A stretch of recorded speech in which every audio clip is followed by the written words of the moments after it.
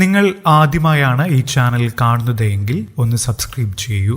പുതുപുത്തൻ വാർത്തകൾ ആദ്യമേ ലഭിക്കാൻ ബെൽ ബട്ടൺ ക്ലിക്ക് ചെയ്യാനും മറക്കരുത്.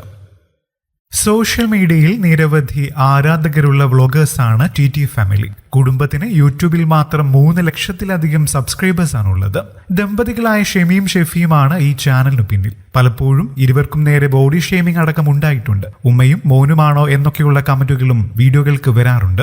മോശം കമന്റുകളെ പറ്റിയും തങ്ങളുടെ ജീവിതത്തെ പറ്റിയുമൊക്കെ ഒരു യൂട്യൂബ് ചാനലിന് നൽകിയ അഭിമുഖത്തിൽ പ്രതികരിച്ചിരിക്കുകയാണ് ദമ്പതികൾ. ഇത്തരം കമന്റുകൾ തുടക്കത്തിൽ സങ്കടമുണ്ടാക്കിയിരുന്നുവെന്നും ഷെമി പറയുന്നു.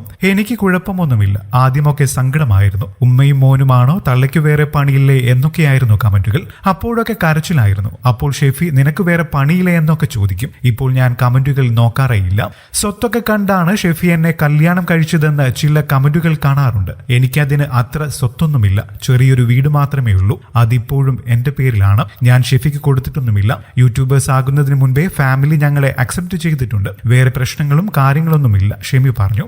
ഷെഫിയിൽ കണ്ട ഗുണങ്ങളെക്കുറിച്ചും ഷെമി അഭിമുഖത്തിൽ പറയുന്നുണ്ട്. പിണങ്ങുകയൊന്നുമില്ല, കാര്യങ്ങൾ പറയും. എന്ത് പ്രശ്നമുണ്ടെങ്കിലും 2 മണിക്കൂർ കഴിഞ്ഞാൽ മിണ്ടും. അവഗണിക്കാറില്ല. ഒറ്റപ്പെട്ടവരെ കൂട്ടുപിടിക്കുകയെന്ന് പറയില്ലേ, എല്ലായിടത്തും കൂട്ടിക്കൊണ്ടു പോകും. ആദ്യമൊക്കെ ഫംഗ്ഷനൊക്കെ പോകാൻ മടിയായിരുന്നു.